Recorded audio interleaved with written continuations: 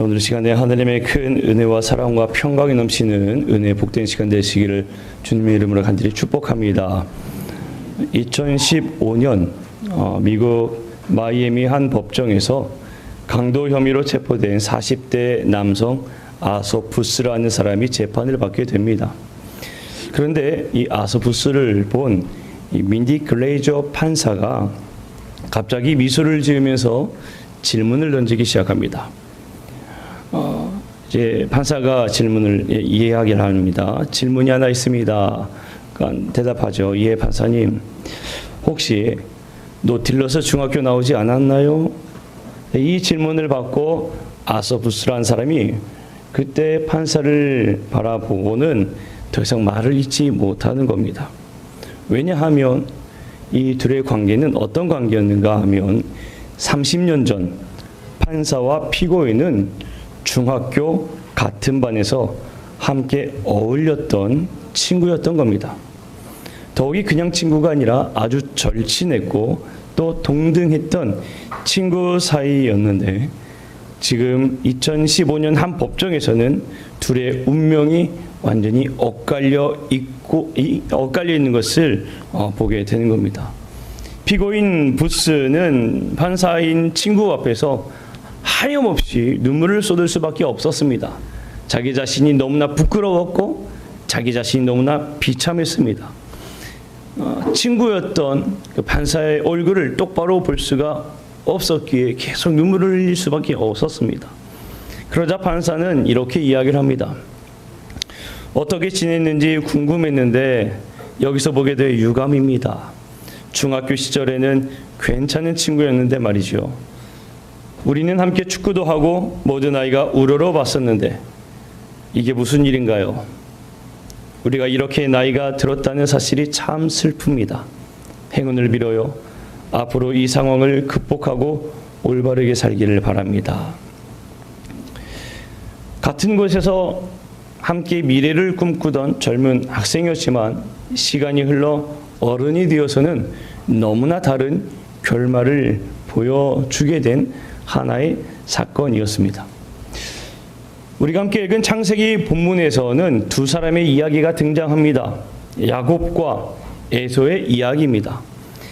야곱과 에서가 이 세상에 태어날 때에 이들은 그저 자연의 섭리대로 태어난 게 아닙니다.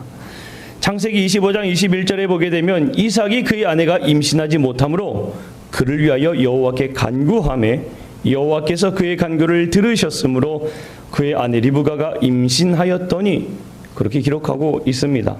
즉 이삭의 간구, 이삭이 하나님께 간절히 기도한 기도의 열매가 바로 야곱과 에서란 이야기입니다. 야곱과 에서는 하나님께서 이삭에게 주신 귀한 선물이었습니다. 그렇기 때문에 야곱과 에서는 하나님을 믿고 따르는 그 가정에서 하나님의 선물로 태어나 하나님의 말씀을 따라 살아갔던 삶을 산 사람들입니다.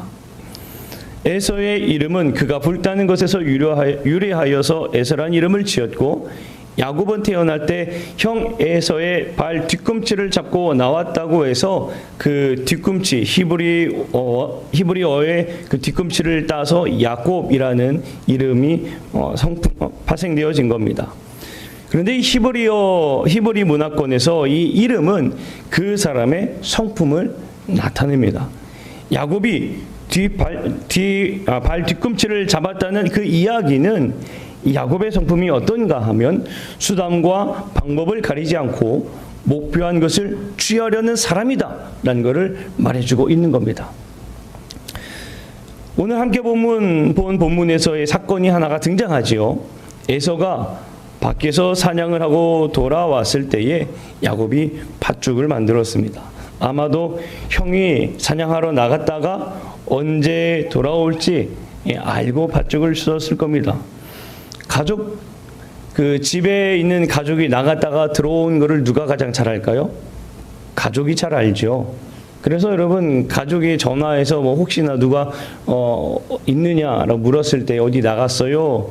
언제 들어오니? 라고 물어보면 곧 돌아올 거예요. 아니면 언제쯤 들어올 거예요. 이렇게 이야기를 하지 않습니까? 가족이기 때문에 너무나 잘 아는 겁니다. 언제 돌아올지 알았다는 이야기죠.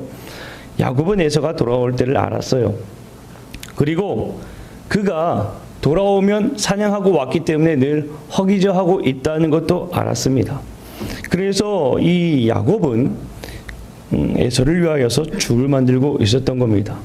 자, 본문에 보게 되면 야곱이 장자권을 파는 이 사건이 기록되고 한 번 기록되어 있지만 아마도 이 야곱이 에서의 발 뒤꿈치를 붙잡고 나온 이 이름의 유래, 그리고 이후에 나타나는 야곱의 성품들을 살펴본다면 야곱은 아마도 오늘 본문에 등장하는 한 번의 사건으로 에서의 장자권을 사는 그 거래가 있지는 않았을 겁니다.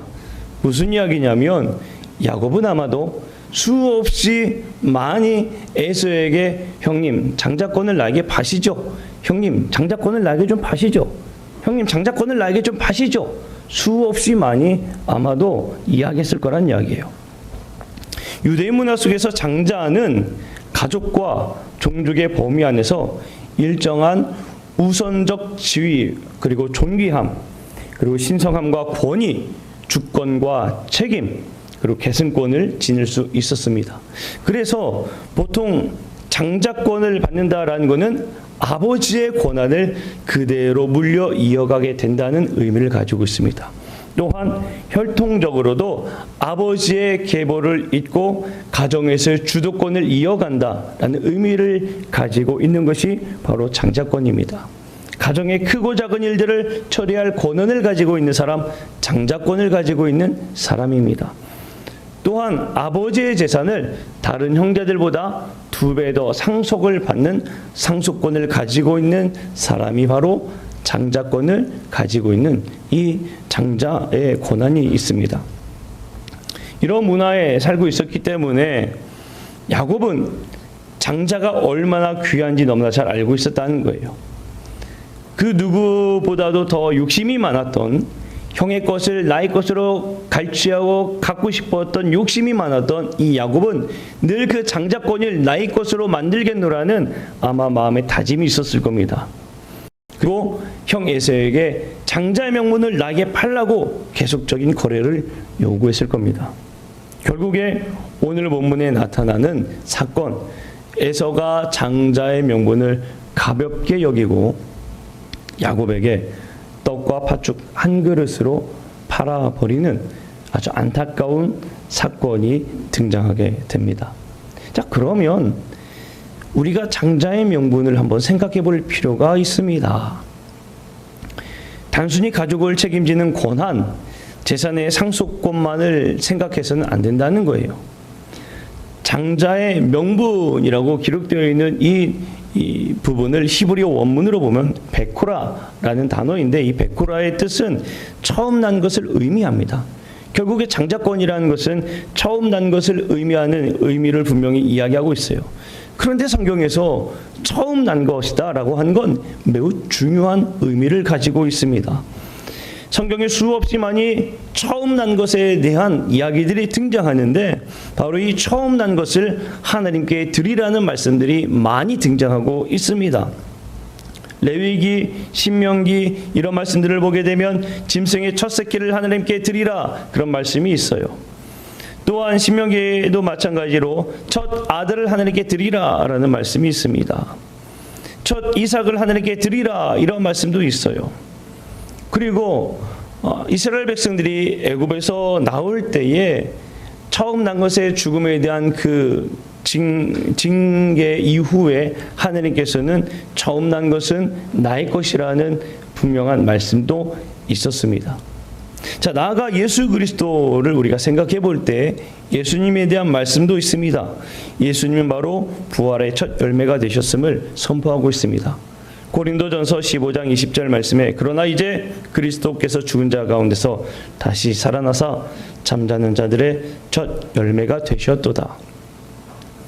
결국에 장자의 명분이라 이야기하는 것, 장자권이라 이야기하는 것, 단지 처음 태어났다는 것을 증명한 것, 그것만으로 이야기하는 것이 아니라 이 장자의 명분이라는 것은 결국에 하나님의 것이라는 것을 증거하는 이야기입니다. 장자의 명분은 곧 하나님의 것이라 이 이야기를 말해주고 있는 거예요. 하지만 에서는 어떠했습니까?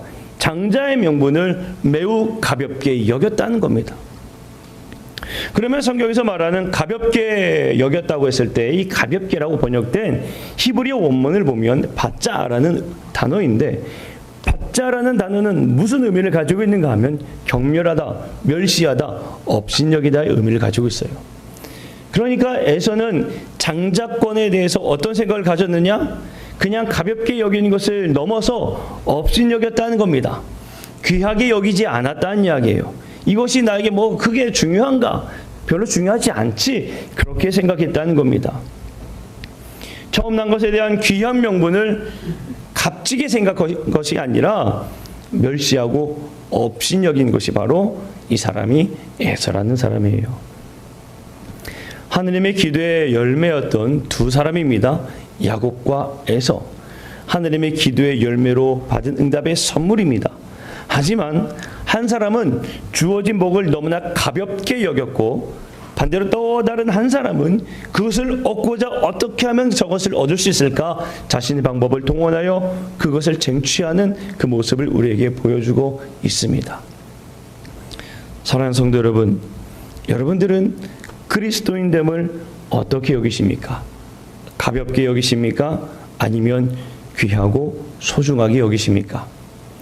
우리는 야곱과 같은 마음을 가져야 될 줄로 믿습니다.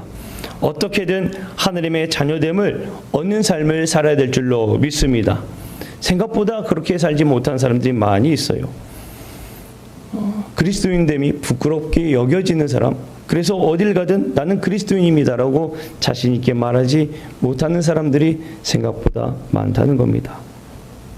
왜 하나님의 복을 가볍게 여기게 될까요? 그리고 모두가 왜 그 복을 누리지 못하게 되는 것일까요? 우리는 마태복음의 말씀을 통해서 그 말씀들, 그 의미들을, 그 이유들을 찾고자 합니다. 마태복음의 말씀에서 씨 뿌리는 자의 비유에 대한 말씀이 기록되어 있습니다. 자, 씨를 뿌리는 자가 씨를 뿌리게 되어, 어떤 씨는 길가에 뿌려지게 됩니다. 새들이 와서 그 씨를 먹어버리게 되죠. 어떤 씨는 흙이 얕은 돌밭에 뿌려지게 됩니다. 그러다 보니 뿌리가 깊게 내리지 못하여서 뜨거운 태양볕 아래에 결국에 타 죽고 말게 됩니다. 어떤 씨는 가시떨기 위에 떨어지게 됩니다. 하지만 가시로 인해서 더 이상 자랄 수 없게 되어집니다. 반면 어떤 씨는 좋은 땅에 떨어져서 많은 열매를 맺게 되는 이야기가 등장하게 됩니다. 우리가 비록 읽지는 않았지만 마태복음 13장 18절에서 23절까지의 말씀을 읽어보게 되면 예수님께서 이 비유의 의미가 무엇인지 제자들에게 설명해주고 있습니다. 길가에 뿌려진 씨는 복음을 듣고 깨닫지 못하여서 악한 자가 빼앗는 사람을 의미하고 있습니다. 돌밭에 뿌려진 의미는 말씀을 듣고 바로 기쁨으로 받아들이긴 하지만 그 말씀에 깊이가 없다 보니까 잠깐 환란이 다가오고 잠깐 박해가 다가오는 그 순간 그 하느님을 떠나가는 사람들을 말하고 있습니다. 가시떨기에 뿌려진 사람들은 말씀을 들었지만 세상의 염려, 세상의 근심, 그리고 재물의 유혹, 이런 것들 때문에 결국에 결실을 맺지 못하는 사람들을 말해주고 있습니다. 좋은 땅에 뿌려졌다는 이야기는 말씀을 듣고 깨닫는 사람을 말해주고 있음을 예수님께서는 가르쳐주고 있습니다. 자, 이 본문에서 여러분 중심은 누군가 하면 사실은 씨를 뿌리는 사람입니다. 씨를 뿌리는 사람.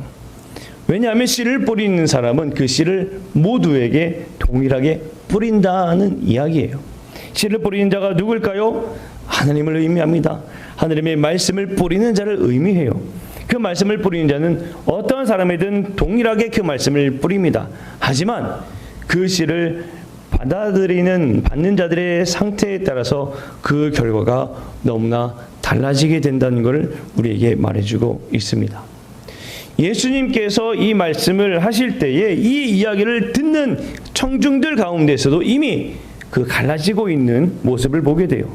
한 부류는 그저 무리가 되고 있고 한 부류는 그 말씀의 의미를 깨닫는 제자들입니다.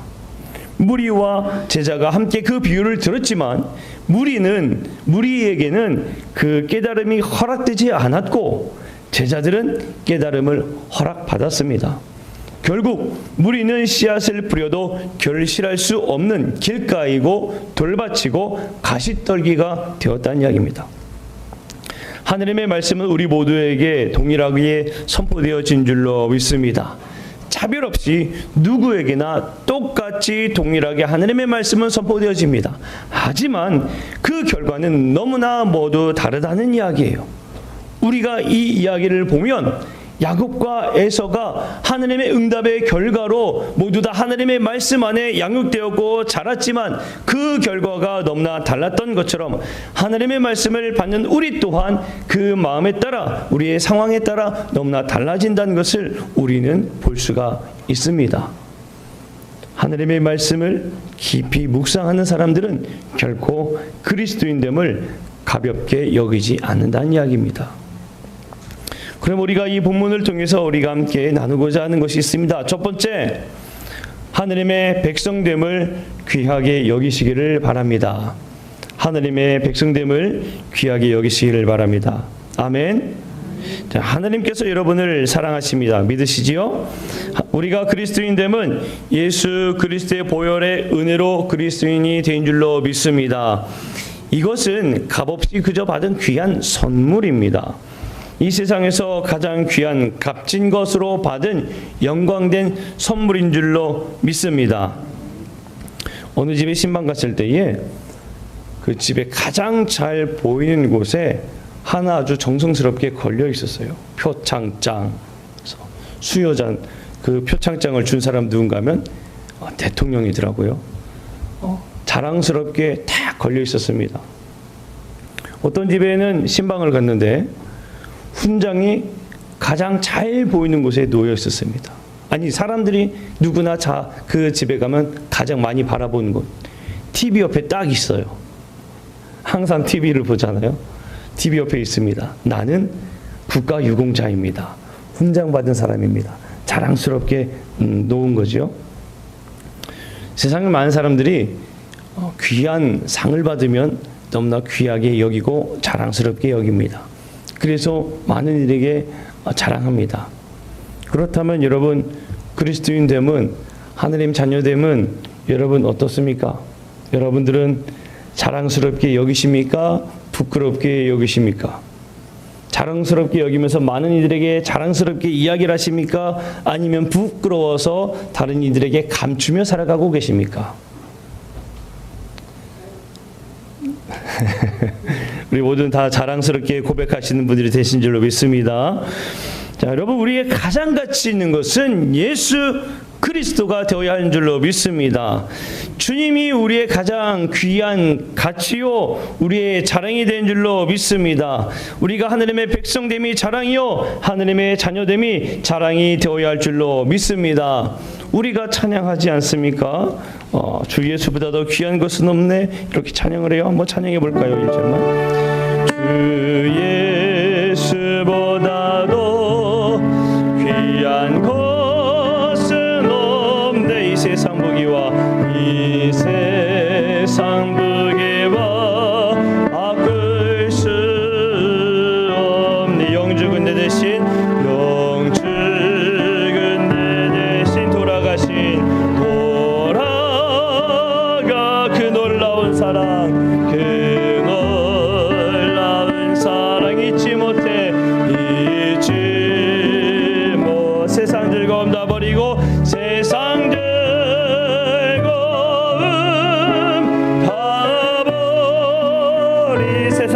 버렸네. 세상 자랑 다 버렸네. 주 예수보다도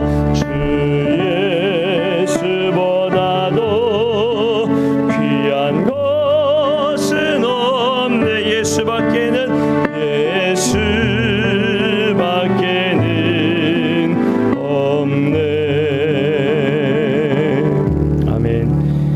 찬양처럼 나는 예수님밖에 없습니다 고백하는 우리 모든 성도님들이 되시기를 간절히 축원합니다. 그래서 아무리 팥죽으로 유혹해도 떡으로 유혹해도 허기가 져서 넘어질 것 같은 순간에도 결코 하느님 자녀됨이 가볍지 않음을 알고 그 무엇과도 바꿀 수 없다. 나에게 있어 가장 자랑스러운 것은 하느님의 자녀됨입니다 라고 고백하는 우리 모두가 되시기를 주님의 이름으로 간절히 축원합니다. 두 번째로 틈을 만들지 마시기 바랍니다. 틈을 만들지 마시기 바랍니다. 하느님의 백성됨을 가벼이 여기는 자들을 마태복음에서 씨 뿌리는 비유에서 말하는 길가, 돌밭, 가시떨기와 같습니다. 근데 재미있는 건 보시면 이 이야기가 점점씩 커지고 있는 것을 볼 수가 있어요. 길가에 뿌려진 사람은 악한 자가 와서 방해하는 사람이라고 했어요. 그러나 돌밭은 환난과 박해입니다. 여러분, 악한 자의 방해보다 환난과 박해가 더 치명적입니다. 그런데 이 환난과 박해보다 더 치명적인 게 뭐냐면 걱정과 근심 그리고 재물의 유혹이 더 치명적입니다. 그러니까 길가, 돌밭, 가시떨기를 이야기하고 있는 이 말씀의 의미를 가만 보면 악한 자의 방해보다는 박해와 환난이 더 치명적이라는 이야기고 박해와 환난보다는 재물의 유혹이 더 치명적이라고 우리에게 말해주고 있습니다.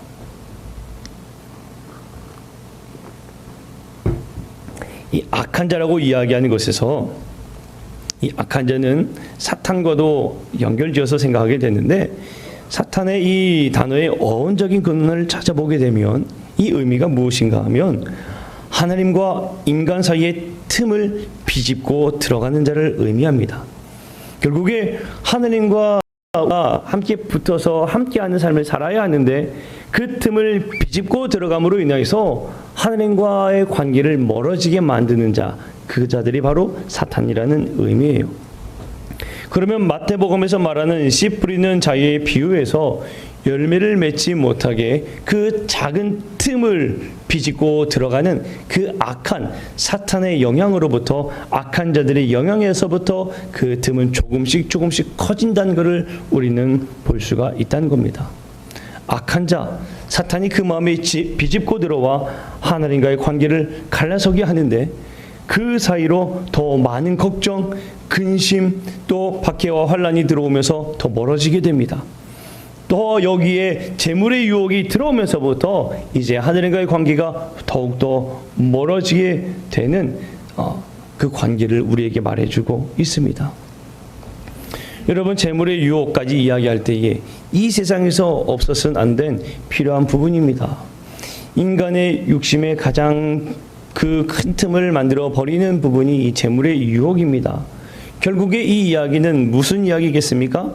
작은 틈에서 시작되어서 그 결과가 매우 커진 것을 우리에게 말해주고 있는 겁니다. 하나님과 함께하지 못함은 아주 거대한 것에서부터 시작한다는 이야기가 아닙니다. 결국에 아주 작은 틈에서부터 시작되어진다는 걸 우리에게 말해주고 있습니다. 거대한 장벽이 있어서 하나님과의 관계를 가로막는 것이 아닙니다. 아주 작은 것에서부터 하나님과의 관계가 막혀지는 걸 우리에게 말해주고 있습니다. 로마서 8장에서 사도 바울은 이것을 어떻게 표현하는가 하면 육신의 생각과 영의 생각으로 설명을 합니다. 그래서 육신의 생각은 사망이요 영의 생각은 생명과 평안이라 말하고 있는 거예요.